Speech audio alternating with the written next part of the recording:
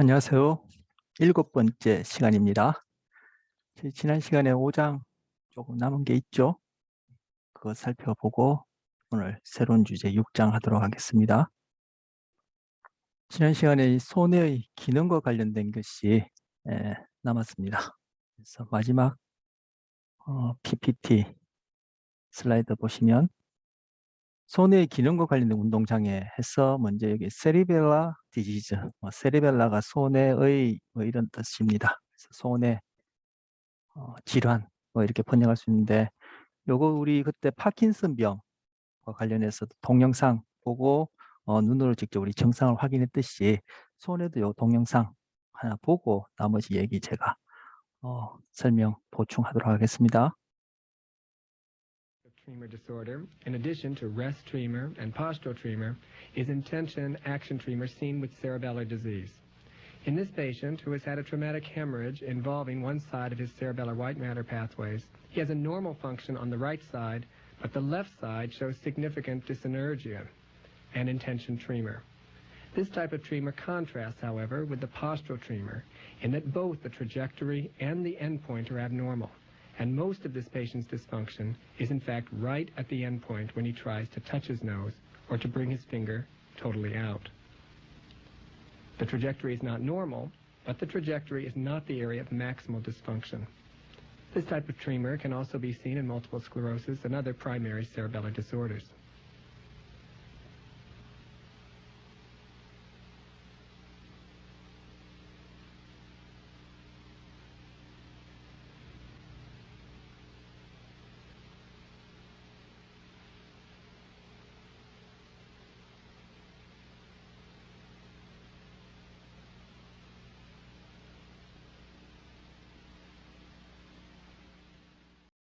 자, 조금 전에 화면 보셨듯이 그분이 오른손으로 이 자기 코끝 맞추기는 잘 했는데 왼손으로는 코끝 맞추기가 안 돼요. 여기서 그죠? 뭐 이렇게 찔렀다가 못 맞춰서 빙빙빙 돌고 하는데, 그게 지금 이제 손의 기능과 관련된 현상이에요. 근데 우리 앞서 대측 지배 해가지고 영어로 contralateral innervation이라는 거 배웠었죠. 근데 손에는 contralateral innervation을 안 해요. 즉 대측 지배가 아니에요. 그래서 손해와 몸 사이의 관계는 오른쪽 쪽이 동일해요. 그래서 그분 같은 경우에 지금 오른손으로 코끝을 잘 맞춘 거는 오른쪽 손해가 정상적인데, 왼쪽 손해가 지금 망고져 가지고 왼손으로 코를 맞출 때는 이게 못 맞춰서 빙빙빙 도는 거예요. 우리 파킨슨 질환과 관련해서 동영상 봤을 때 거기 나오신 분은 손끝을 잘 맞췄죠. 앞에 그 검사하는 사람이랑. 그죠? 근데 손에는 그걸 맞추지를 못해요. 당장에 표시나는 이제 그런 정교한 운동과 관련해서 이제 손해가 중요한 기능을 한다는 걸 알 수 있고, 우리 처음 그 운동 조절할 때 기저핵 혹은 바닥핵 그리고 손해가 운동을 조절한다. 그래서 비유적으로 얘기하면은 바닥핵은 운동의 힘을 조절하고, 좀 구체적으로 얘기를 하면은 운동의 활성화를 조절한다. 그래서 어떤 운동이 실행될지 안 실행될지를 어, 결정하는 데 영향을 미친다. 뭐 이렇게 얘기했고 그렇게 정리할 수 있어요. 그래서 바닥의 기저핵은 어떤 운동 명령을 비유적으로 얘기하면 꽉 잡고 있다가, 우리 배웠던 용어로 얘기하면 억제하고 있다가 적재적소에 그 운동이 활성화될 수 있도록 이렇게 풀어준다. 이렇게 비유할 수 있어요. 그리고 손에는 정교한 기술을 조절한다 했는데, 바로 이 코끝 맞추기, 이건 뭐 아무나 하는 것 같아도 이게 그죠? 이거 알고 보면 이게 아주 기술을 요하는 행동이고, 그렇다는 것을 지금 손해 장애 환자를 통해서 알 수 있는 거죠. 그래서 손해와 관련해서 지금 여기 텍스트상에 없습니다만, 대뇌와 달리 그렇게 대척집에 되지 않는다라는 걸 보고, 그걸 알면 조금 전에 그렇게 코끝 맞추기 행동을 보고, 아, 저 사람이 어느 쪽 손해가 고장 났구나, 아니면 양쪽 손에 다 뭐 고장이 났구나, 이런 것들 이제 알 수 있죠. 그런 내용을 우리가 알고 있다면. 자, 그 화면, 화면 들어가 있고, 그래서 여기 보면 손해는 지금 운동과 관련해서 이제 기술 조절한다. 요걸 이제 주로 얘기할 텐데, 그것 위에도 손해는 가장 대표적인 그 기능이 그 몸의 균형을 유지하는 데 관여한다라고 알려져 있는 대표적인 기능이 있어요. 우리가 몸을 이렇게 지면에 대해서 균형을 넘어지지 않고 이렇게 균형 잡을 수 있는 것은 시각을 통해서도 도움을 받고요. 그리고 바로 귀 안에 달팽이관은 소리를 듣는 기관이죠. 그 청각 기관, 그죠? auditory organ이 되는데 청각 기관인데 그 달팽이관 옆에 보면은 작은 이렇게 그게 이 원이 있으면 그 반 쪽에다가는 작은 그런 반쪽짜리 관들이 3개 이렇게 연이어 그렇게 이렇게 저렇게 어, 연결돼 있어요.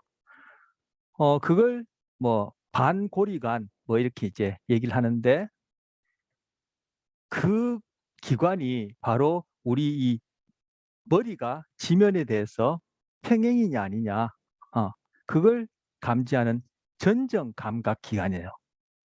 전정 감각 기관. 그 안에 액체가 채워져 있는데 이게 몸이 기울고 그에 따라 이게 머리가 기울게 되면은 그 액체들이 한쪽으로 쏠리겠죠. 그 쏠리는 그것을 바로 전문화된 신경세포가 신호로 변환시켜서 손해에 보내주게 되고 손해가 그걸 통해서 우리 몸의 근육들을 움직이게 해서 즉 운동 조절을 함으로써 신체 균형을 유지하게 되는 거예요. 그것 또한 이제 손해의 가장 대표적인 기능 중에 하나입니다. 자, 그리고 조금 전에도 제가 짧게 정리했습니다만 바로 이 손해는 우리 첫 시간에 봤듯이 대뇌와 연결을 통해서 그 운동 명령이 실제 계획한 대로 그죠? 전전두엽에서 계획하고 그다음 보조 운동 피지나 절 운동에서 그걸 조직화하고 최종적으로 1차 운동 피지를 통해서 결국 척수나 뇌관이나 척수를 통해서 결국 운동을 실행하게 될 텐데 그 계획한 대로 잘 수행되고 있는지 리얼타임으로 그렇죠? 계속 확인하고 그것이 실제 수행되는 것하고 계획 사이에 일치하면 모르겠지만 그것이 불일치할 때는 그에 대한 정보를 다시금 이 대뇌의 운동 피질로 보내줘서 그 계획을 계속 실시간으로 그죠? 손으로부터 피드백 받아서 그것을 수정하게 해서 빠른 운동 기술을 정교한다는 거. 상대적으로 기저핵 바닥핵은 운동 중에서 상대적으로 느린 운동을 조절하는 데 관여되고 이 손에는 빠른 운동을 조절하는 데 관여돼요.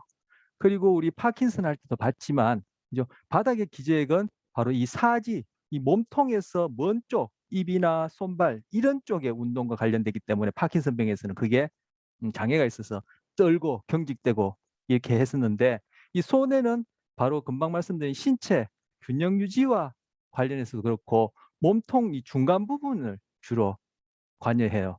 그리고 바닥핵과 달리 빠른 운동이 정교하게 일어날 수 있도록 금방 얘기한 대로 계획도 잘 일어나는지 그걸 수정해서 그 운동 기술을 조절하는 역할을 한다 해서 여기 마지막 줄에 보면은 운동 기술을 익히는데 새로 배우고 그걸 실행하고 하는데 교사와 같은 역할을 한다.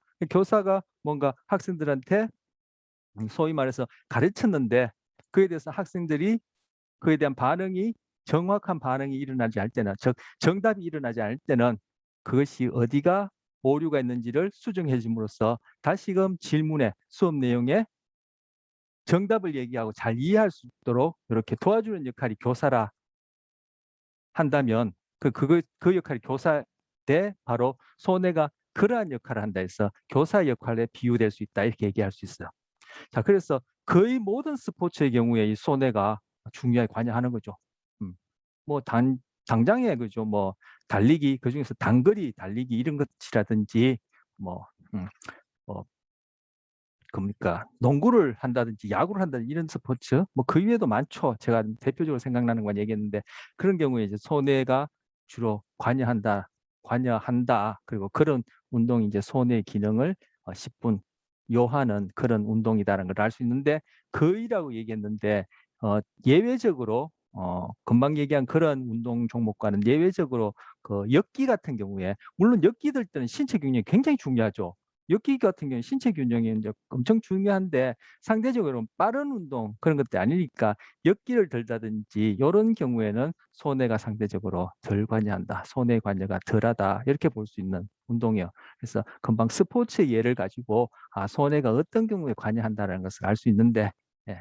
그걸 말씀드렸고 자, 손해가 손상된 걸 조금 전에 봤는데 그 코끝 맞추기 하는 것만 나왔지. 아마 그분이 이게 뭐 선을 따라 걸으라고 했으면은 신체 균형 유지와 관련해서 또 어떠한 행동을 보였는지 모르겠습니다. 앉아서 손으로 코끝 맞추기만 했는데 요즘은 음주운전 뭐 요즘 또 뭐 그 기계 가지고 그죠? 아예 뭐 입에다 갖다 대지 않고 그냥 창문 조금 열고 차 안에만 집어넣으면 거기다 수치가 나오게끔 이렇게 측정하는 기계가 달라졌는데 예전에는 그 음주운전 그 확인할 때 운전자 보고 밖으로 나오라고 해서 금방 봤듯이 손으로 자기 코끝 맞추기를 하거나 이렇게 선을 그어놓고 그 선 위를 걷게 했어요.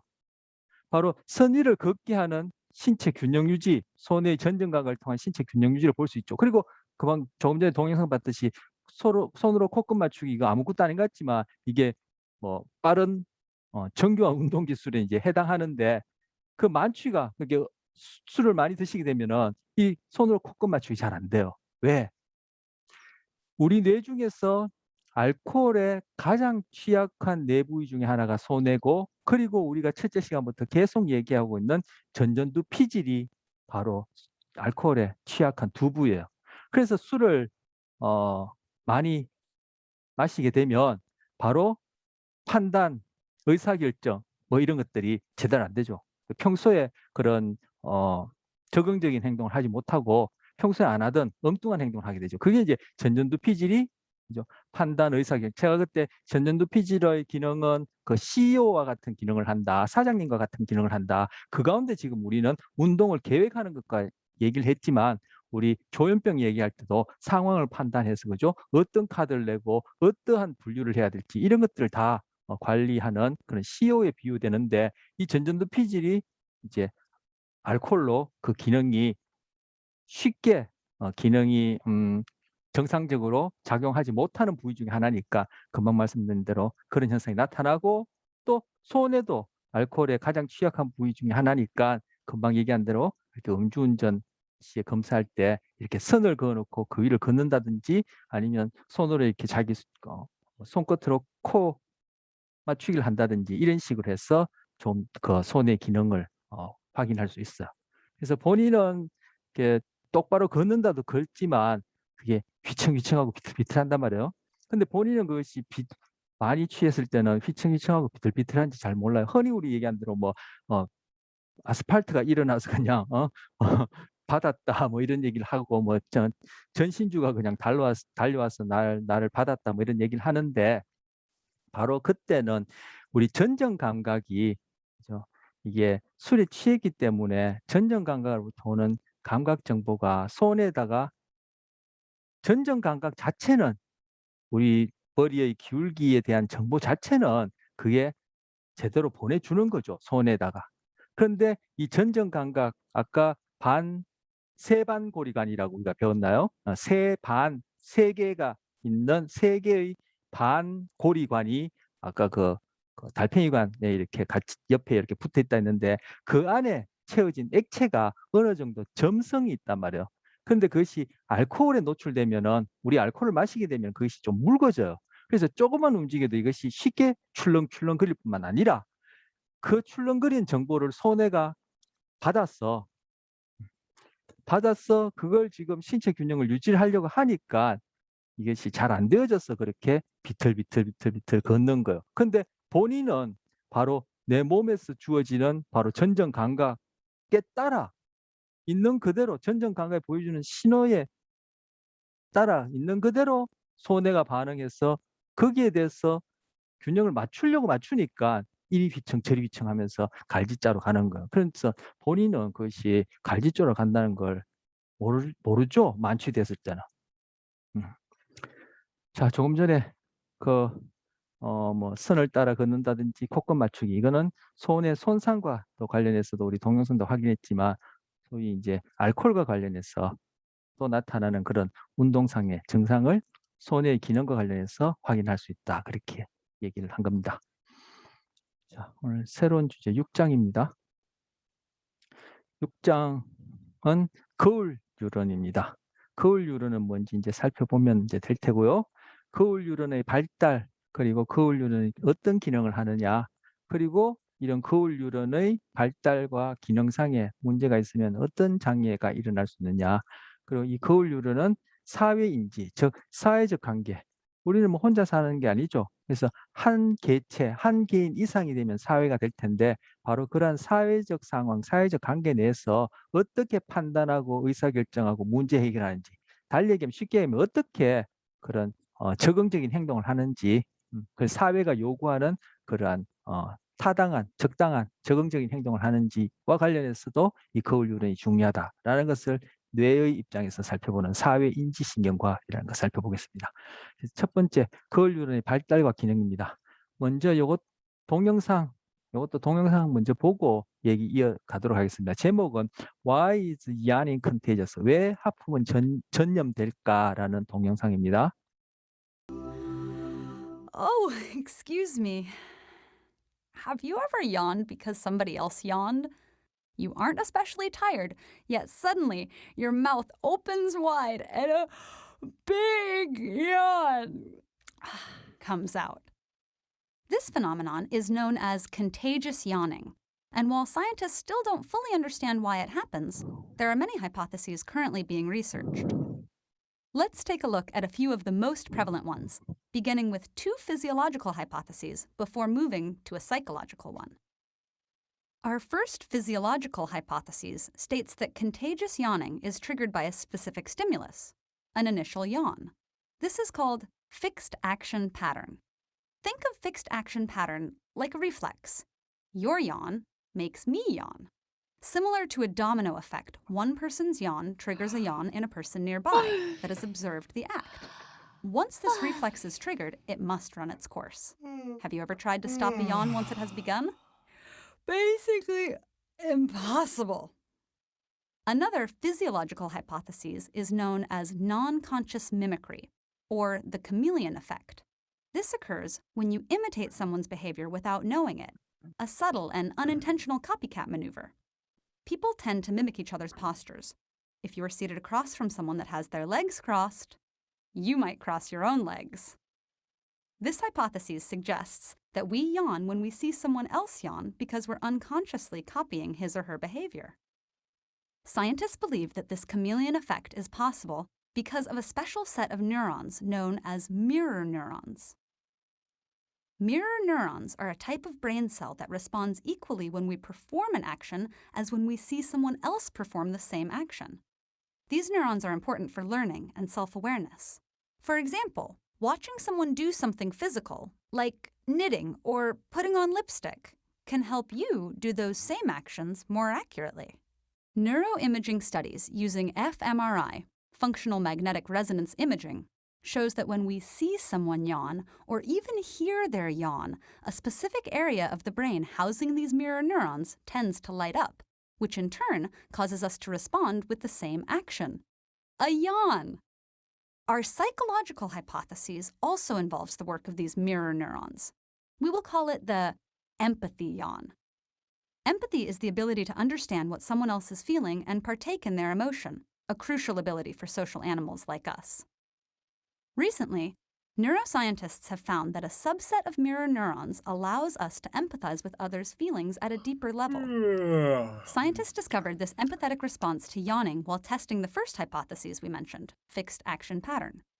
The study was set up to show that dogs would enact a yawn reflex at the mere sound of a human yawn. While their studies showed this to be true, they found something else interesting. Dogs yawned more frequently at familiar yawns, such as from their owners, than at unfamiliar yawns from strangers.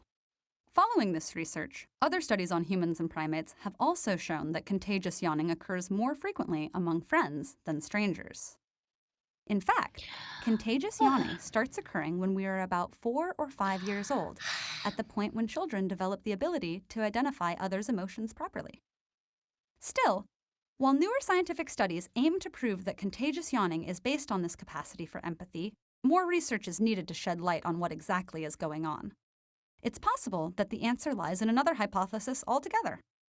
The next time you get caught in a yawn, take a second to think about what just happened. Were you thinking about a yawn? Did someone near you yawn? Was that person a stranger or someone close? And are you yawning right now?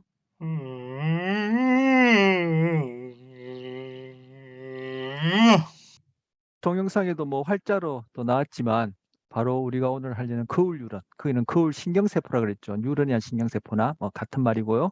그래서 거울 뉴런이 아까 하품 같은 그런 행동뿐만 아니라 뜨개질을 한다든지 다른 더 복잡한 행동을 모방하거나, 그것도 뭐 부지불식간에 무의식적으로 모방하고 또 그런 것들을 배울 수 있는데 토대가 되어지고 중요한 역할을 한다.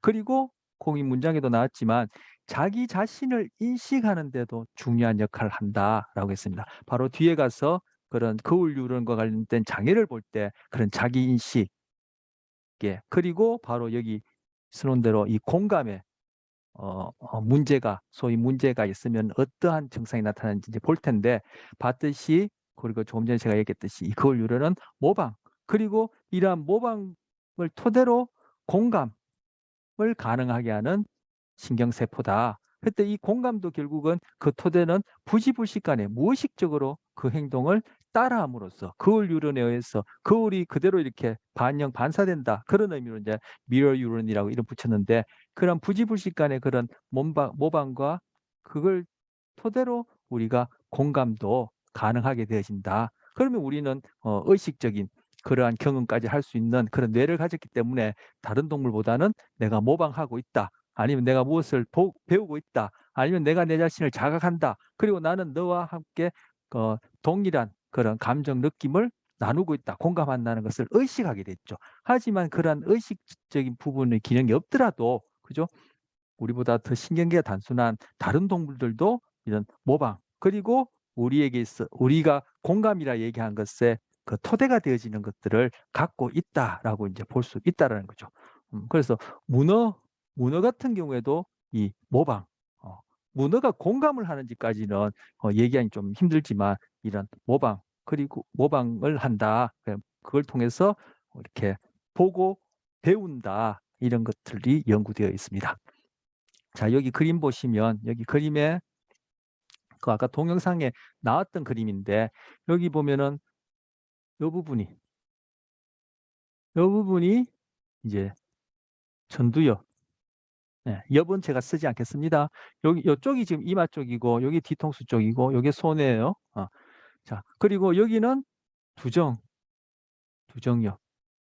그리고 여기는 측두엽이에요. 여기서는 엽자를 썼는데, 여기서는 측두엽 중에서도 더 구체적인 부위를 지금 일컫는 거예요, STS는. 그렇지만 하여튼 이 부위는 측두엽에 해당하는 부위예요. 그래서 전두엽, 그리고 두정엽, 측두엽, 이 부위가 여기 보면은 서로 화살표가 요렇게 가고 또 여기서 요렇게도 가고 요렇게도 가고, 이 파란 화살표는 뭐 피드백이라는 의미로 그렇게 파랗게, 이 빨간 화살표는 뭐 밖에서 들어오는 감각을 지금 얘기하는 거죠. 그래서 여기는 시각을 얘기하지만 아까 동영상에도 그런 언급이 나왔듯이 보는 것이든 듣는 것이든, 그죠? 이러한 감각을 통해서 들어온 정보를 가지고 여기서 이 세 부위에 거울 뉴런들이 서로 이렇게 역동적으로 상호작용, 우리가 배웠던 전기신호, 화학신호, 이러한 전기신호, 화학신호를 통한 정보체를 통해서 작동할 때 바로 우리는 이런 모방, 공감, 이런 것들이 가능해진다라고 얘기를 하는 겁니다. 요건 태어난 지 이틀 된 유아, 이틀 동안이 진짜 간단해죠. 이틀, 그죠? 그냥 두 손에 들어올 정도 작겠죠. 그런 아이들에게 지금 빨간 원, 노란 원, 흰색 원, 신문 기사 활자가 있는 이런 원 형태, 그리고 동심원, 얼굴을 보여줬어요. 그러니까 그걸 쳐다보는 시간을 재보니까 이 얼굴을 쳐다보는 시간이 확연히 길더라는 거야. 이틀밖에 안 되는데 벌써 타고날 때부터 얼굴에다가 주의 집중하는 그런 것이 선천적으로 세팅돼 있더라. 선천적으로 그러한 기능, 행동을 갖고 있더라는 거. 생후 겨우 이틀밖에 안 된 유아도 다른 대부분의 자극보다 얼굴을 더 오래 본다.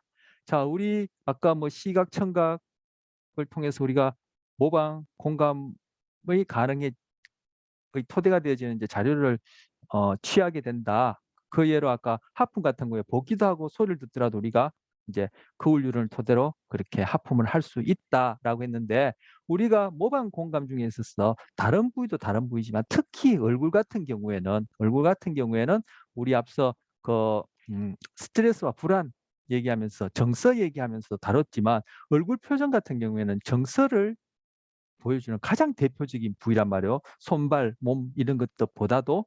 그리고 또 이 정서라는 것은 바로 오늘 사회 인지 뭐 이런 걸 얘기했었는데, 사회적인 소통. 제가 지금 여러분에게 말로 하거나 글로 하지 않더라도 표정으로도, 그리고 말을 할에 있어서도 이 표정이라는 것이 바로 사회적인 의사소통에서는 굉장히 중요한 역할을 하는데, 바로 이 아이들이 이제 태어나서 이틀밖에 안 됐는데 이렇게 얼굴에 대해서 주의 집중할 수 있는 것이 바로 얼굴 표정을 볼 때, 그리고 그때 또 뭐 그 표정과 상황된 어떤 소리를 들을 수도 있고 듣지 않더라도 어쨌든 얼굴 표정을 볼 때, 그것이 바로 거울류를 통해서 모방, 공감하는데 중요한 기능을 한다. 그 얼굴이란 것이. 그리고 얼굴에다가 선천적으로 주의 집중하는 것이,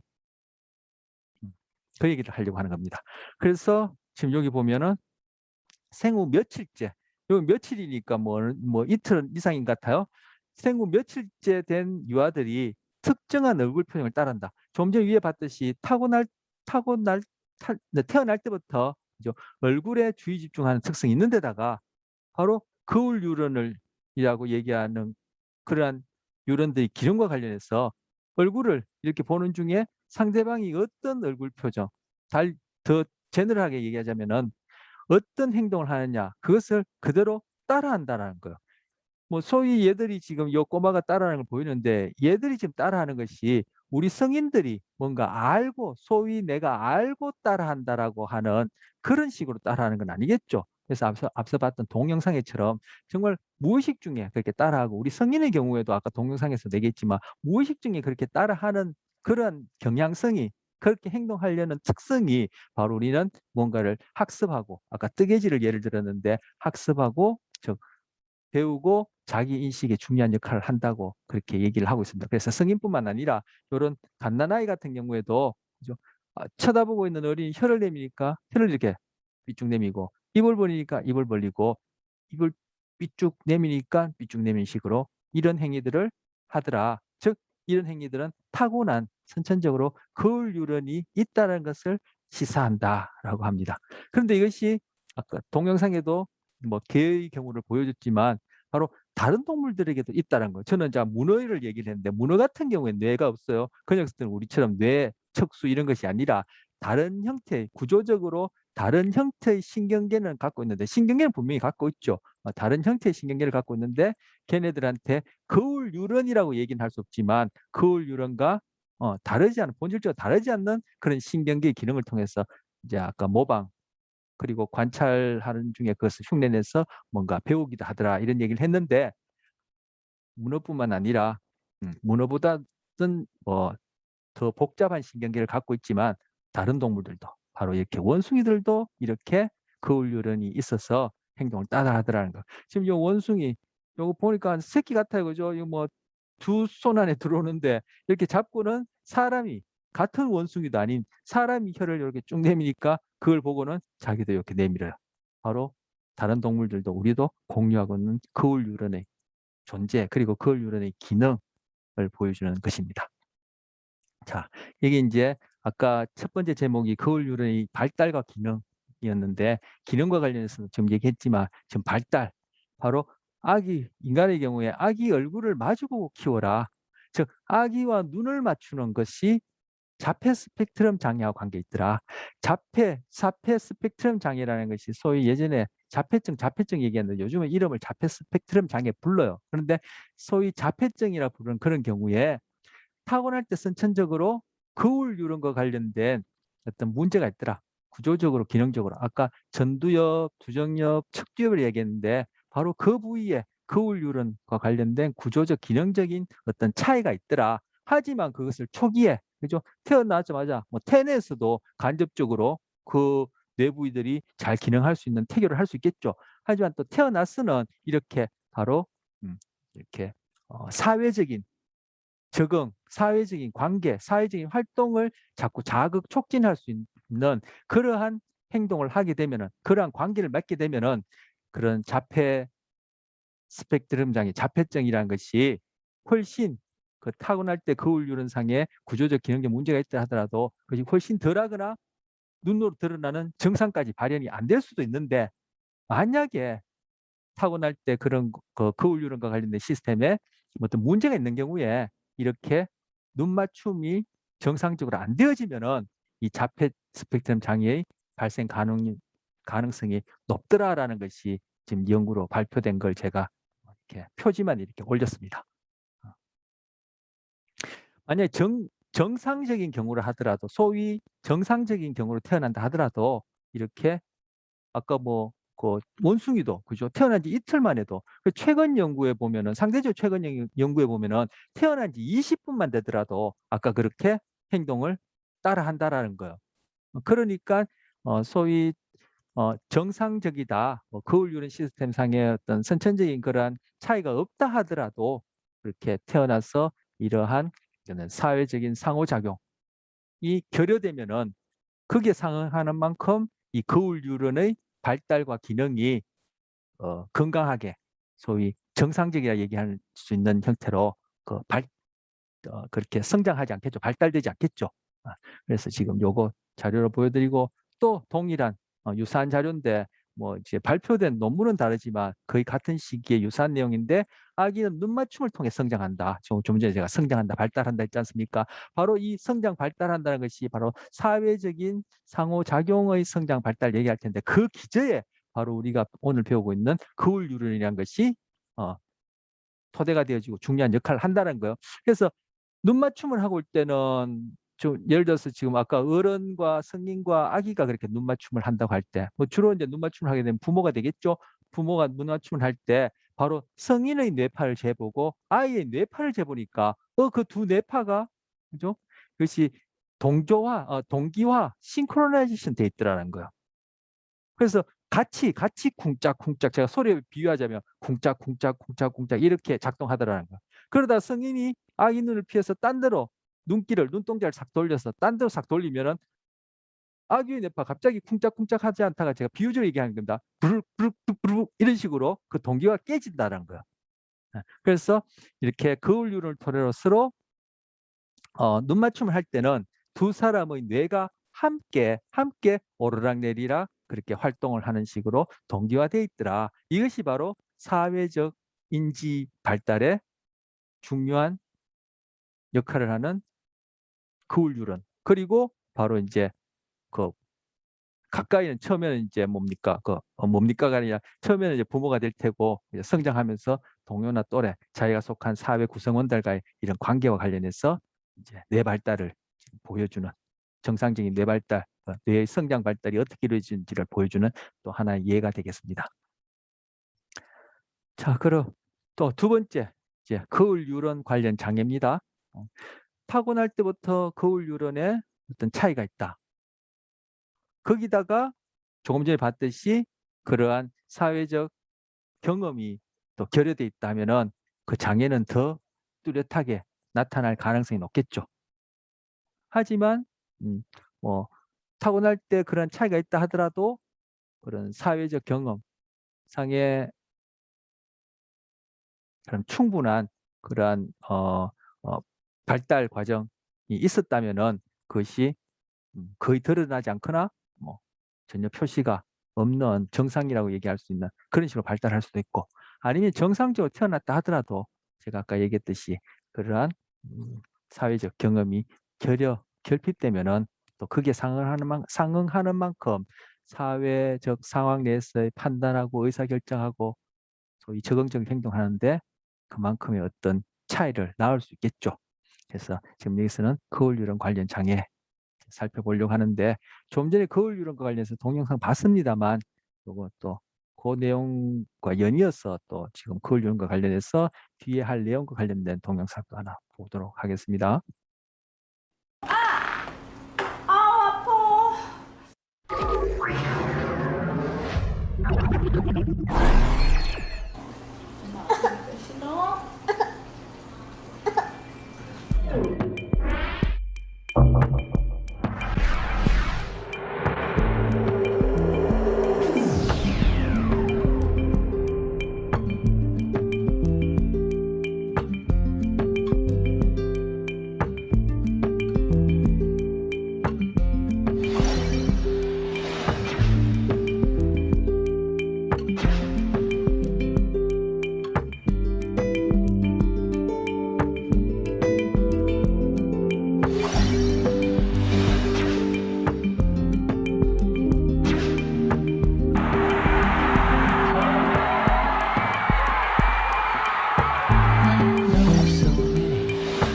In the world, I follow the sun in my silver plane.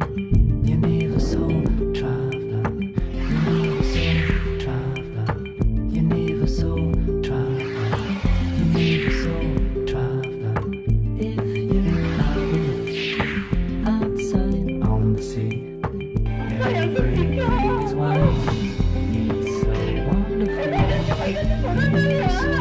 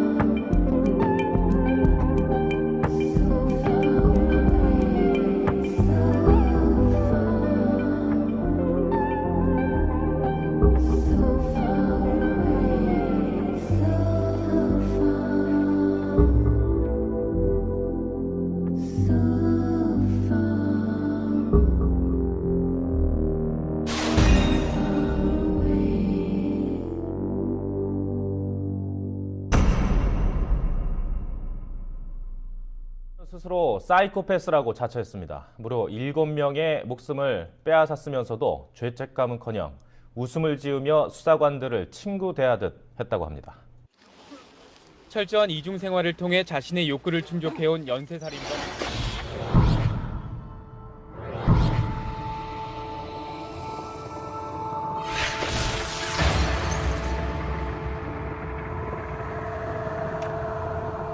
노르웨이 연쇄테러 용의자는 자신의 행위가 잔혹했지만 필요했다며 범행을 시인했습니다. 이 용의자는 또 2년 전부터 범행을 준비해왔던 것으로 확인됐습니다. 몇 년 전부터 인터넷에 자신의 주장이 담긴 성명을 올렸는데 바로 여기에 지난 2009년 가을부터 범행을 준비한 것으로 나타나 있습니다. 네, 여기까지 보고요. 그 동영상과 관련된 내용은 쉬었다가 우리 하기로 하겠습니다.